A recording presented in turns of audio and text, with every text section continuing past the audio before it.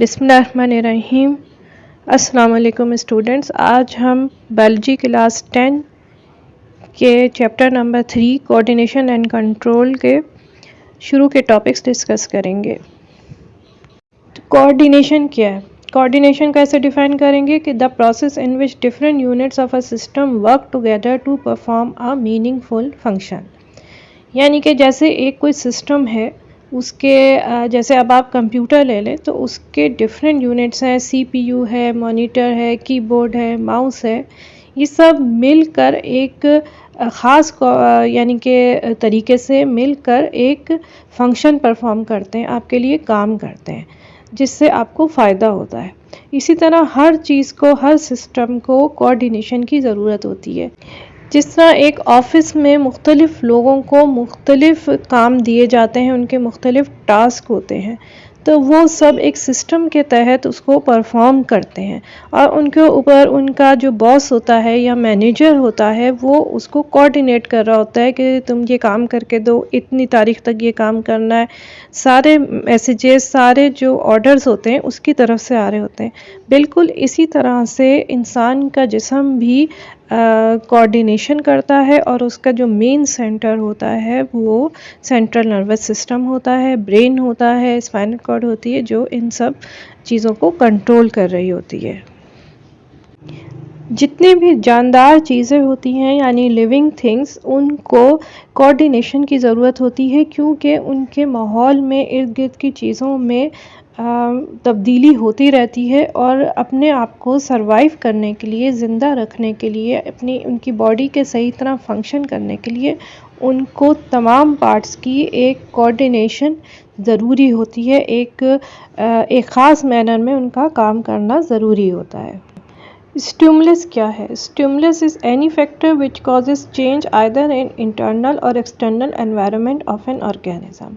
यानी ऐसी कोई भी चीज़, कोई भी फैक्टर जो किसी किस्म की तब्दीली लाए इंसान के इर्द गिर्द के माहौल में या उसके अंदरूनी जिस्म के माहौल में, ठीक है, बॉडी के अंदर भी कोई चेंज लाए या फिर ये कि बॉडी के बाहर जो एनवायरनमेंट है उसमें कोई चेंज हो, इंसान के या जानदार के, ठीक है। जैसे आप किसी गर्म चीज़ को छूते हैं तो गर्म चीज़ उसके लिए आपके लिए एक स्टिमुलस बन जाता है। कोई आपको टच करता है, वो भी आपका स्टिमुलस है, ठीक है। आपने कोई चीज़ देखी है, देख रहे हैं आप उसको, वो आपका स्टिमुलस है। कोई एकदम दोबारा से रोशनी हो जाती है, बहुत तेज़ रोशनी हो जाती है तो स्टिमुलस है। कोई बहुत ज़ोर की आवाज़ आती है तो भी स्टिमुलस है। यानी कि ये तमाम चीज़ें आपके लिए मुख्तलिफ़ किस्म के स्टिमुलाई होते हैं। रिसेप्टर्स क्या होते हैं? Changes in the environment of an organism is detected by special cells called receptors. तो रिसेप्टर्स बॉडी में वो ऑर्गन्स, वो सेल्स होते हैं, वो टिश्यूज़ होते हैं जो कि उन चेंजेस को डिटेक्ट कर सकते हैं जो कि ऑर्गेनिज्म के एनवायरनमेंट में हो रही है या बॉडी के अंदर हो रही है। यानी कि जो स्टिमुलस उसको मिल रहा है उसको वो डिटेक्ट कर सकते हैं। यानी कि जो हमारे बेसिकली सेंस ऑर्गन्स होते हैं, तो जिसमें ईयर आ जाएगा, आई आ जाएगी, टंग है, स्किन है, ये तमाम इनमें रिसेप्टर्स होते हैं, ठीक है। स्पेशल सेल्स होते हैं जो कि डिटेक्ट करते हैं स्टिमुलस को। अब रिस्पॉन्स क्या है? Response is the activity performed by organism in response to stimulus done by effectors, ठीक है। ये रिस्पॉन्स क्या होता है कि जब कोई स्टिमुलस आया, रिसेप्टर ने डिटेक्ट किया, उसके बाद कोई भी एक्टिविटी हुई, कोई काम किया लिविंग ऑर्गेनिज्म ने, तो वो रिस्पॉन्स कहलाता है। और ज़्यादातर ये रिस्पॉन्स जो है वो डिफरेंट ऑर्गन से होता है, जैसे मसल्स हैं, ग्लैंड्स हैं, ग्लैंड सिक्रीशन करते हैं या मसल्स वर्क परफॉर्म करते हैं। अब ये एक पूरे एल्गोरिदम के तौर पे काम होता है ऑर्गेनिज्म में। जैसे स्टिमुलस ने रिसेप्टर को एक्टिवेट किया, रिसेप्टर ने मॉड्यूलेटर को मैसेज भेजा यानी कि ब्रेन को या स्पाइनल कॉर्ड को, वहाँ से मैसेज आया इफेक्टर को यानी कि मसल्स को या फिर ग्लैंड्स को कि मसल्स मूव करें और या फिर ग्लैंड सिक्रीशन करें, ठीक। तो मसल की मूवमेंट रिस्पॉन्स हो गई। अब जैसे कोई आपके सामने गरम गरम बिरयानी की प्लेट ला के रख दे तो ये आपके लिए उसकी खुशबू जो होगी वो स्टिमुलस हो जाएगी, उसका विजन जो होगा स्टिमुलस हो जाएगा, आपकी आँखें, आपका नाक उसको डिटेक्ट करेगा, ठीक है। और फिर वो ब्रेन उसको सेंस करेगा और आपके जल्दी से हाथ मूव होंगे उसको खाने के लिए, तो ये आपका रिस्पॉन्स हो गया। Types of coordination. कोऑर्डिनेशन की दो टाइप्स हैं, केमिकल कोऑर्डिनेशन और nervous coordination. Chemical coordination hormones या सीक्रीशंस के ज़रिए होती हैं जो कि स्पेशल सेल्स या ग्लैंड्स करते हैं। ये हार्मोन्स या सीक्रीशंस स्टिमुलेट करती हैं या इनहिबिट करती हैं, यानी कि एक्टिवेट करती हैं या रोक देती हैं दूसरे सेल्स या टिश्यूज़ बॉडी के या ऑर्गन्स को कोई काम करने से रोक देती हैं या फिर उनकी एक्टिविटी बढ़ा देती हैं। इस टाइप की कोऑर्डिनेशन हेल्पफुल होती है लोअर एनिमल्स में और प्लांट्स में, क्योंकि उनकी बॉडी स्मॉल होती है, सिंपल होती है, तो वहाँ पे ये ज़्यादा इफ़ेक्टिवली ये वहाँ पे काम करती है क्योंकि वहाँ पे नर्वस सिस्टम नहीं होता है। Nervous coordination advance type of coordination होती है और मोस्ट ऑफ द एनिमल्स में इस तरह की कोऑर्डिनेशन होती है जहाँ पे नर्वस सिस्टम मौजूद होता है किसी न किसी किस्म का। इसमें न्यूरॉन्स इन्वॉल्व होते हैं। Neurons basic structural unit of nervous system होते हैं और न्यूरॉन्स के ज़रिए जो है वो इलेक्ट्रोकेमिकल सिग्नल्स ट्रांसमिट होते हैं, ठीक है। रिसेप्टर्स से लेकर इफेक्टर्स तक जाते हैं ये सिग्नल्स, और ये सिग्नल्स बहुत ज़्यादा तेज़ होते हैं, रैपिड मैसेजिंग होती है। नर्वस कोऑर्डिनेशन और केमिकल कोऑर्डिनेशन की कंपैरिजन आपकी बुक में दी हुई है। इसमें वही चीज़ें बताई गई हैं कि नर्वस कोऑर्डिनेशन न्यूरॉन्स की वजह से होती है और केमिकल कोऑर्डिनेशन स्पेशल केमिकल्स के ज़रिए होती है जो कि स्पेशल सेल्स सिक्रीट करते हैं, ठीक है। और नर्वस कोऑर्डिनेशन इलेक्ट्रोकेमिकल किस्म का सिग्नल होता है जबकि केमिकल में सिर्फ केमिकल होता है, ठीक है। केमिकल कोऑर्डिनेशन स्लो होती है as compare to nervous coordination और साथ ही वो लॉन्गर ड्यूरेशन की भी होती है, जबकि नर्वस जो भी कोऑर्डिनेशन होगी, जो भी रिस्पॉन्स होगा वो शॉर्टर ड्यूरेशन का होता है। नर्वस कोऑर्डिनेशन एडवांस टाइप है जबकि केमिकल एक प्रिमिटिव टाइप ऑफ कोऑर्डिनेशन है क्योंकि लोअर एनिमल्स और प्लांट्स में भी होती है ये, ठीक है। और केमिकल कोऑर्डिनेशन तमाम ऑर्गेनिज्म में होती है, यानी कि higher animals, lower animals, plants में सब में होती है chemical coordination. Coordination in lower organisms and plants, तो इसको हम ब्रीफली डिस्कस करेंगे। लोअर ऑर्गेनिजम्स जैसे कि प्रोकैरियोट्स हैं, प्रोटोजोआ है, एल्गी है, फंजा है और प्लांट्स हैं, इनमें केमिकल कोऑर्डिनेशन होती है जिसमें सिक्रीशंस होती हैं सेल्स के ज़रिए और यही सिक्रीशंस सिग्नल का काम देती हैं जो भी काम करना होता है उसके लिए, जैसे मूवमेंट है, ग्रोथ है, मेटाबॉलिज्म है, रिप्रोडक्शन है, इस सब को यही कंट्रोल करती है और कोऑर्डिनेट करते हैं। जैसे सूरजमुखी या सनफ्लावर प्लांट है वो अपना रुख सूरज की तरफ कर लेता है ताकि सूरज की रोशनी उसके पूरे प्लांट पे पड़ सके, ठीक है। क्योंकि बड़े साइज़ का प्लांट होता है, इसके जो एरियाज़ नीचे शेड में रह जाते हैं वो भी सूरज की रोशनी आसानी से हासिल कर सके, तो ये सेंस करता है कि सूरज की रोशनी किस तरफ ज़्यादा आ रही है, उसी तरफ अपना रुख करता है। इसके सेल्स सेंस करते हैं और जब वो सेंस करते हैं तो उसके अंदर एक सिक्रीशंस निकलती हैं जिसको ऑक्सिन्स कहा जाता है। ये एक फाइटो हार्मोन होता है, यानी कि फोटो सेंसिटिव होता है और इसकी वजह से प्लांट की मूवमेंट होती है और इस तरह सेल ग्रोथ ज़्यादा होती है। इवन ये कि जो शेडेड पोर्शंस रह जाते हैं प्लांट के वो भी तेज़ी से ग्रो करते हैं क्योंकि ज़्यादा उनको फोटोसिंथेसिस ज़्यादा होती है, ज़्यादा सूरज की रोशनी मिलती है। इसी तरह दूसरी एग्जांपल है प्लांट जो टच मी नॉट होता है। इसको जब भी टच किया जाता है तो इसके लीव्स फोल्ड हो जाते हैं या क्लोज हो जाते हैं, तो ये इस वजह से होता है कि टच को वो डिटेक्ट करता है, उसके अंदर ऑस्मोटिक चेंजेस होती हैं उसके सेल्स के अंदर और उसकी वजह से रिस्पॉन्स शो होता है, वो कॉन्ट्रैक्ट करते हैं और उसके लीव्स जो हैं वो क्लोज हो जाते हैं या फोल्ड हो जाते हैं।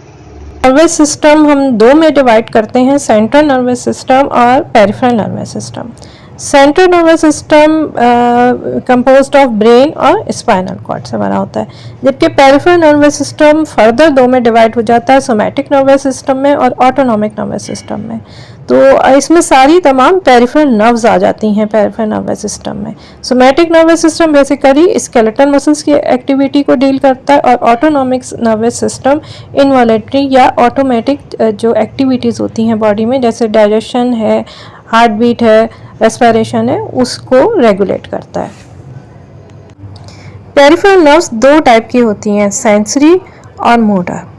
सेंसरी नर्व्स को एफरेंट नर्व्स भी कहते हैं, क्योंकि ये लेकर जाने वाली नर्व्स होती हैं, यानी कि ये मैसेज रिसेप्टर्स से जो कि जैसे आई है या स्किन है, कोई चीज़ टच हुई या आपने कुछ सुना, उस स्टिमुलस को कैरी करती हैं और ब्रेन या स्पाइनल कॉर्ड लेकर जाती हैं, और इस तरह हमें पता चलता है कि क्या स्टिमुलस हमें मिला है। मोटर नर्व्स वो होती हैं जो कि ब्रेन से स्पाइनल कॉर्ड से कमांड ब्रेन से लेकर जाती हैं, स्पाइनल कॉर्ड के थ्रू होती हुई जाती हैं, स्पाइनल कॉर्ड से डायरेक्ट भी रिफ्लेक्स एक्शन में जाते हैं मसल्स की तरफ, और इनको इफरेंट न्यूरॉन्स भी कहते हैं। और जो भी कमांड सेंड हुई होती है ब्रेन से मसल्स की तरफ, तो उसी तरह मसल्स हमारे एक्ट करते हैं। मसलन हमें एक बुक उठानी है मेज़ पे से, तो हमारे आइज़ हमें ये स्टिमुलस सेंड करेगी कि बुक कहाँ पड़ी हुई है, हमारा ब्रेन कोऑर्डिनेट करेगा, फिर हमारे मसल्स मूव करेंगे तो हम हाथ मूव करके उस बुक को उठा लेंगे। इसी तरह अगर हम कोई आवाज़ सुनते हैं तो अपना फ़ौरन ध्यान वहाँ देते हैं या अपना मुंह वहाँ मोड़ते हैं, तो ये सब सेंसरी और मोटर न्यूरॉन्स के कोऑर्डिनेशन से हो रहा होता है, साथ में ब्रेन और स्पाइनल कॉर्ड के।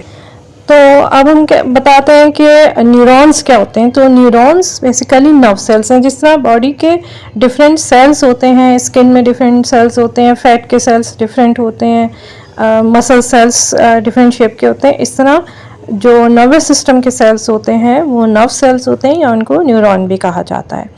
ये basic unit of nervous system होता है। इसको structural unit of the nervous system भी कहते हैं, क्योंकि ये सबसे स्मॉलेस्ट पार्ट होता है ब्रेन का, नर्वस सिस्टम का, जो कि मज़ीद और उसको इंडिपेंडेंट पार्ट में नहीं तोड़ा जा सकता। इसीलिए ये सबसे basic unit of nervous system या structural unit of nervous system कहलाता है। न्यूरॉन का स्ट्रक्चर क्या होता है? तो न्यूरॉन बेसिकली जो सेल होता है वो दो पार्ट्स पे मुश्तमिल होता है, एक सेल बॉडी और सोमा, और उसके प्रोसेसेस होते हैं जिनमें डेंड्राइट्स है और एक्सॉन है। न्यूरॉन की सेल बॉडी या सोमा बनी हुई होती है सेंट्रल न्यूक्लियस पे, फिर उसके अंदर इसी तरह साइटोप्लाज्म होता है जैसे सेल में होता है, और उसके ऊपर कवरिंग होती है प्लाज्मा मेम्ब्रेन या सेल मेम्ब्रेन, और उससे स्मॉल ट्री लाइक प्रोजेक्शंस निकलते हैं जो कि डेंड्राइट्स कहलाते हैं, और एक लॉन्ग प्रोजेक्शन निकलता है जो कि एक्सॉन कहलाता है।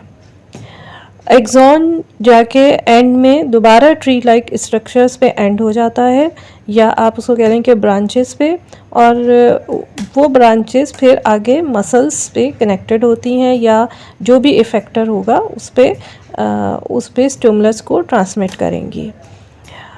अब दो तरह के न्यूरॉन्स होते हैं, sensory neurons and motor neurons. तो ये जो मोटर न्यूरॉन है ये मैंने आपको अभी बनाया है। तो इसमें जो डेंड्राइट्स की प्रोजेक्शंस होती हैं वो स्मॉल होती हैं, और सेल बॉडी जो है वो एक end of the whole cell होती है, एक एंड पे सेल बॉडी होती है और लॉन्ग एक्सॉन होता है। जबकि जो सेंसरी न्यूरॉन होता है उसमें सेल बॉडी मिडल में होती है और डेंड्राइट लंबा होता है। इसी तरह से एक्सॉन तो लंबा ही होता है, डेंड्राइट भी एक लॉन्ग प्रोजेक्शंस के तौर पे होता है। जब एक न्यूरॉन दूसरे न्यूरॉन को स्टिमुलस ट्रांसमिट करता है तो वो एक दूसरे से फिज़िकली जुड़े हुए नहीं होते हैं, बल्कि उनके दरमियान एक गैप होता है जिसको साइनेप्स कहा जाता है।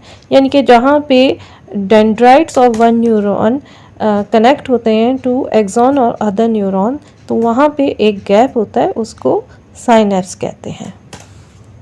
यानी इनका कोई एक दूसरे के साथ फिज़िकल यूनियन नहीं होता है, बल्कि ये एक दूसरे से केमिकल्स के ज़रिए एक दूसरे को स्टिमुलस ट्रांसमिट करते हैं साइनेप्सिस के थ्रू।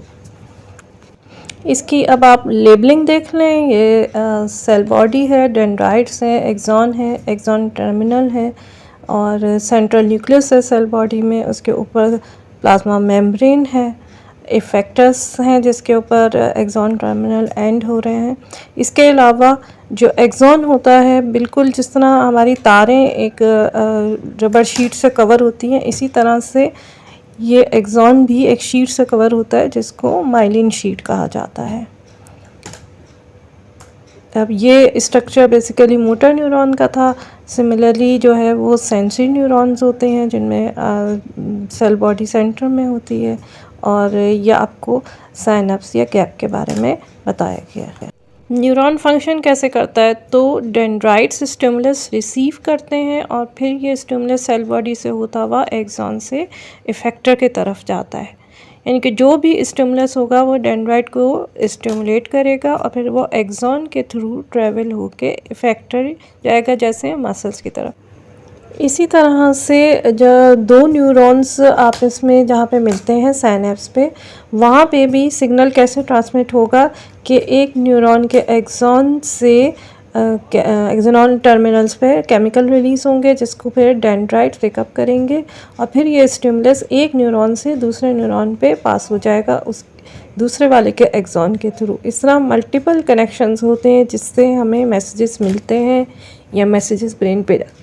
अगर हम इसका एक एल्गोरिदम बनाएं तो जैसे स्टिमुलस है, वो सेंस ऑर्गन्स ने उसको रिसीव किया, फिर वो सेंसरी न्यूरॉन्स के थ्रू ब्रेन में गया, आप सेंसेशन हुई, आपने उसको सेंसेशन के तौर पे परसीव किया, फिर उसके बाद मोटर न्यूरॉन्स में गया, जो ऑर्डर था या कमांड थी ब्रेन से वो मोटर न्यूरॉन में गई, वहाँ से इफेक्टर्स पे या मसल्स पे गई और मसल की एक्टिविटी से रिस्पॉन्स ने जन्म लिया, जो भी स्टिमुलस से हमारा रिस्पॉन्स हुआ। स्पाइनल कॉर्ड और ब्रेन मिलकर सेंट्रल नर्वस सिस्टम बनाते हैं। स्पाइनल कॉर्ड वर्टिब्रल कॉलम के अंदर होती है, ये तकरीबन 18 इंच लॉन्ग होती है और 1.5 इंच ब्रॉड होती है। ये वाइटिश ट्यूब लाइक स्ट्रक्चर होती है। इसके दो पोर्शंस होते हैं, अंदर की तरफ ग्रे मैटर होता है और बाहर की तरफ वाइट मैटर होता है। और अगर इनका क्रॉस सेक्शन लिया जाए तो ये इसमें एक बटरफ्लाई शेप की तरह की होती है और इसके ऊपर भी एक कवरिंग होती है जो कि ज़ाहिर बात है इसको प्रोटेक्ट करती है। इसको हम मेनिंजेस कहते हैं। और जिस तरह ब्रेन में भी एक फ्लूइड होता है, इसी तरह स्पाइनल कॉर्ड में भी एक फ्लूइड होता है जिसको सेरेब्रो स्पाइनल फ्लूइड कहा जाता है। ये भी प्रोटेक्शन का काम करता है, कुशनिंग इफेक्ट देता है। स्पाइनल कॉर्ड का फंक्शन क्या होता है कि ये एक एक्सप्रेस वे की तरह काम करती है। जिस तरह एक एक्सप्रेस वे होता है जिसमें इम्पल्सेस आती और जाती हैं, जिस तरह एक एक्सप्रेस वे होता है जहाँ से गाड़ियाँ आ जा रही होती हैं, इसी तरह ये एक एक्सप्रेस वे के तौर पे काम करती है कि इसमें से इम्पल्सेस ब्रेन की तरफ जा रही हैं और फिर ब्रेन से इम्पल्सेस वापस आ रही हैं। लेकिन इसके अलावा भी ये एक मिनी कंट्रोल सेंटर की तरह भी काम करता है रिफ्लेक्स एक्शन के लिए, जो कि विदाउट इन्वॉल्वमेंट ऑफ ब्रेन होता है। ब्रेन हमारी बॉडी का major command and control system होता है, कंट्रोल सेंटर होता है हमारा, जहाँ से सारी बॉडी हमारी कंट्रोल होती है। इसके ऊपर भी उसी तरह से कवरिंग्स होती हैं जिनको मेनिंजेस कहा जाता है, जो कि प्रोटेक्शन का काम देती हैं। और ब्रेन के अंदर सेंटर में एम्प्टी कैविटीज़ होती हैं जिनको वेंट्रिकल्स कहा जाता है और ये वेंट्रिकल्स एक फ्लूइड से फिल्ड होती हैं जिसको सेरेब्रो स्पाइनल फ्लूइड कहा जाता है। और इसके अलावा मेनिंजेस के साथ भी सेरेब्रो स्पाइनल फ्लूइड से ये बाधित होता है ब्रेन, ताकि उसकी कुशनिंग इफेक्ट हो या प्रोटेक्शन हो। और एडिड प्रोटेक्शन हमारे स्कल से होती है, जो कि बोन्स होती हैं, वो क्योंकि ब्रेन बहुत ही एक नाजुक और बहुत ही एक वाइटल ऑर्गन है। उसके बगैर सारी बातें ना बॉडी फंक्शन कर सकती है ना इंसान ज़िंदा रह सकता है। तो अल्लाह ताला ने इसको प्रोटेक्ट रखने के लिए या सेफ़ रखने के लिए एक ख़ास इंतज़ाम किया हुआ है। ब्रेन के कुछ पार्ट्स होते हैं जिसमें सेरिबरम है, सेरिबेलम है, थैलेमस है, हाइपोथैलेमस है, एमिगडाला, मिड ब्रेन और मेडुला ऑब्लंगेटा। लेकिन ये कि आपकी बुक में सिर्फ 4 पार्ट्स का ही जिक्र है, जिसमें सेरिबरम है, सेरिबेलम, मेडुला ऑब्लंगेटा और थैलेमस। वो सबसे पहले हम सेरिबरम डिस्कस करते हैं। तो सेरिबरम लार्जेस्ट पार्ट ऑफ ब्रेन होता है। ह्यूमन ब्रेन में सेरिबरम का हिस्सा बहुत बड़ा होता है, सबसे ज़्यादा बड़ा यही पार्ट होता है, और इसी वजह से ह्यूमन बीइंग बहुत सारे फंक्शंस कर सकते हैं। और एज़ कंपेयर टू एनिमल्स में ये पार्ट बड़ा नहीं होता है।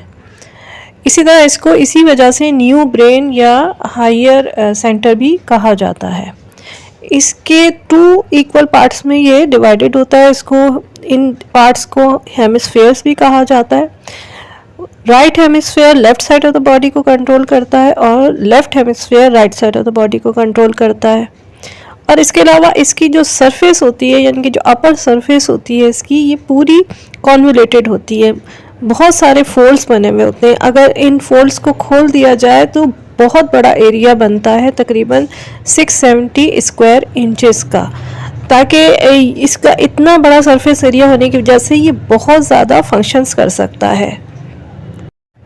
सेरिब्रम तमाम हायर कॉम्प्लेक्स एक्टिविटीज़ को कंट्रोल करता है, बहुत से मोटर और सेंसरी फंक्शंस को कंट्रोल करता है, रेगुलेट करता है, कोऑर्डिनेट करता है।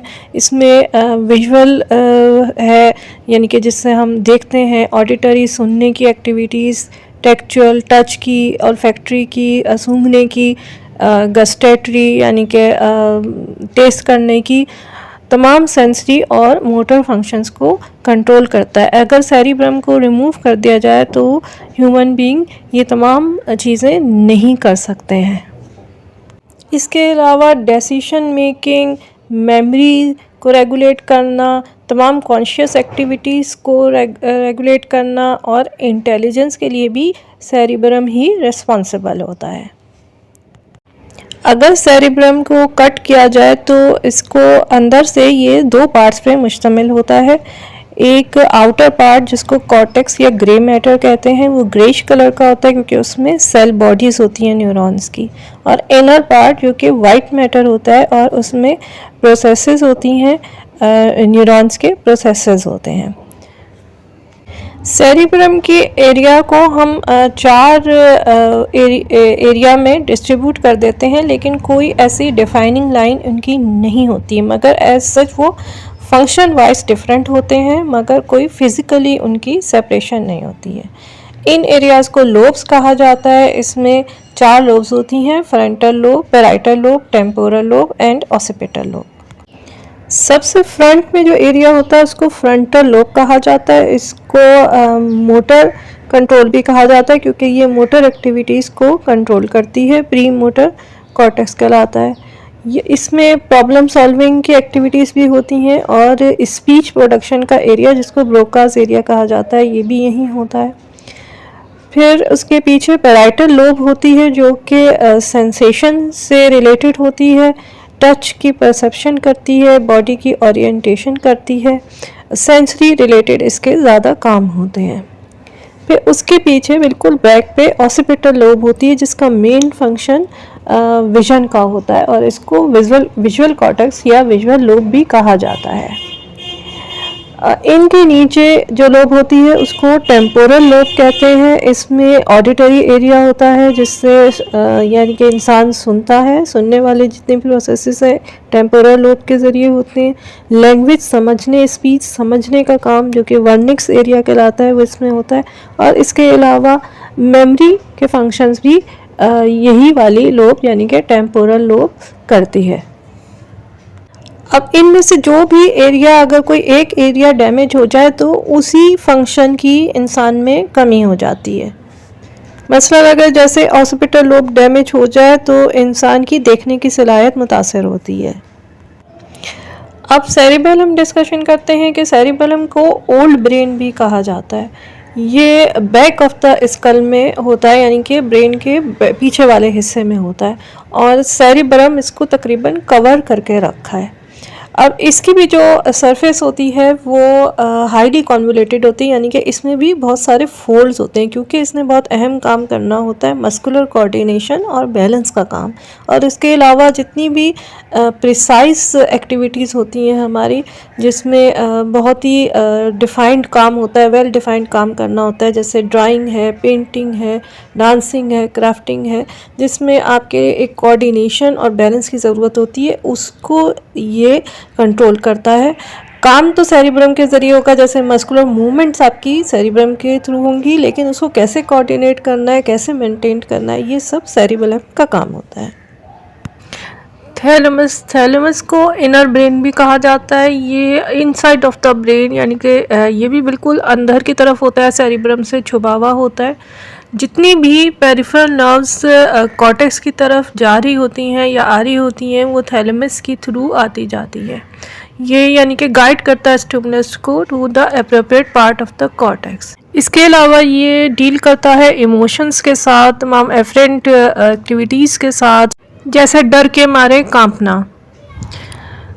Medulla oblongata just above the spinal cord होता है, यानी कि जहाँ पे स्पाइनल कॉर्ड ख़त्म हो रही है उसके बाद मेडुला ऑब्लोंगेटा आता है, या आप इसको कह लें कि lower part of the brain में होता है। और ये इनवॉलेंट्री एक्टिविटीज़ को कंट्रोल करता है, जैसे कि डाइजेशन है, हार्ट बीट है, रेस्पिरेशन है, बॉडी टेम्परेचर है। इन सबको जो एक्टिविटीज़ इंसान की वॉलेंटरीली नहीं हो रही होती बल्कि इनवॉलेंट्री होती रहती हैं, उन सबको कंट्रोल करता है। हाइपोथैलेमस भी रेगुलेट करता है लाइफ मेंटेनिंग फंक्शंस को, जैसे कि ब्लड प्रेशर है, हार्ट रेट है, टेम्परेचर है, थर्स्ट वगैरह। ये मेनली कंसर्न होता है होम्योस्टेसिस के साथ। पॉन्स जो है वो मेडुला ऑब्लोंगेटा के वेंट्रल साइड, यानी कि आगे की तरफ होता है, और ये फेशियल मसल्स को बेसिकली कंट्रोल करता है, और स्लीप में यानी कि सोने और जागने को भी यही कोऑर्डिनेट करता है। हिप्पोकैम्पस लॉन्ग टर्म मेमोरी के साथ रिलेटेड होता है, यानी कि जो हमारी पुरानी यादाश्तें होती हैं उसके लिए होता है ये। और एमिगडेला जो है वो एक बहुत ही छोटा सा एरिया होता है जो कि हमारे जज्बात के साथ इन्वॉल्व होता है, यानी कि उसको कोऑर्डिनेट करता है, जैसे दर्द के, प्लेजर के जज्बात को। इसी तरह मिड ब्रेन जो है वो चूँकि ऐसी जगह होता है जहाँ से यूजुअली कनेक्शन होता है स्पाइनल कॉर्ड का और ब्रेन का, तो ये इंटीग्रेट करता है डिफरेंट स्टिमुलाई को, यानी कि उनकी नर्व्स यहाँ से पास होती हैं, तो विजुअल और अफेक्टरी स्टिमुलस को बेसिकली करता है, और ये कि स्पाइनल कॉर्ड की कनेक्शन करता है फोर ब्रेन के साथ। की तरफ आते हैं रिफ्लेक्स एक्शन। रिफ्लेक्स एक्शन क्या है? ये सिंपलेस्ट फॉर्म ऑफ बिहेवियर है। ये मस्कुलर भी हो सकता है और ग्लैंडुलर भी हो सकता है। ये ज़्यादातर रिफ्लेक्स एक्शन सिर्फ स्पाइनल कॉर्ड ही इसको कंट्रोल कर रही होती है और ब्रेन इसमें इन्वॉल्व नहीं होता, लेकिन ब्रेन इसको सेंस कर लेता है। ठीक है, इसकी मिसाल में ब्लिंकिंग ऑफ आइज़ है, हैंड विड्रॉल है, नी जर्क है।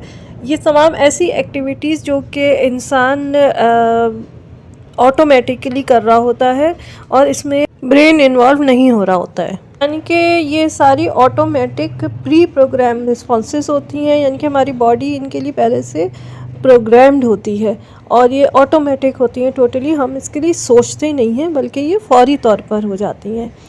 जैसे कि हम स्नीज़ करते हैं, फ़ौरन छींक आ जाती है, हमें थोड़ी सी भी नाक में इरिटेशन होती है, हम छींकते हैं। हमारी आँख के करीब कोई चीज़ एकदम से आ जाए तो हम आइज़ ब्लिंकिंग करते हैं। इसी तरह से ये शॉर्टेस्ट पाथ लेती हैं या कम न्यूरॉन्स इसमें इन्वॉल्व हुए होते हैं, सिर्फ स्पाइनल कॉर्ड इन्वॉल्व हुई होती है। तो जब से सबसे ज़्यादा जो शॉर्टेस्ट पाथ लेता है वो जैसे नी जर्क होता है, इसमें सिर्फ 2 न्यूरॉन्स इन्वॉल्व होते हैं, एक सेंसरी न्यूरॉन, एक मोटर न्यूरॉन, और जो पार्ट होता है स्पाइनल कॉर्ड का जिसको कंट्रोल करता है वो ये एक छोटा सा पाथ होता है।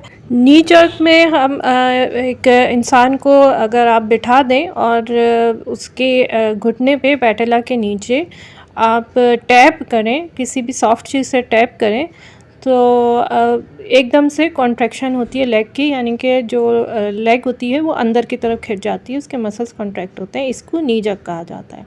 अब एक और एग्जांपल जो रिफ्लेक्स एक्शन की है कि अगर आपका हाथ किसी गर्म चीज़ को टच होता है या बर्न हो जाता है तो एकदम से वो इंसान उसको पीछे की तरफ खींचता है, यानी कि जलने से बचाता है। तो इसमें क्या होता है कि पहले सेंसेशन जल्दी से सेंसरी नर्व से ट्रैवल करती है स्पाइनल कॉर्ड पर, और स्पाइनल कॉर्ड से ही वापस होती हुई आ जाती है मोटर न्यूरॉन के थ्रू, और मसल्स को कॉन्ट्रैक्ट करती है, जिससे इंसान अपना हाथ पीछे की तरफ खींच लेता है।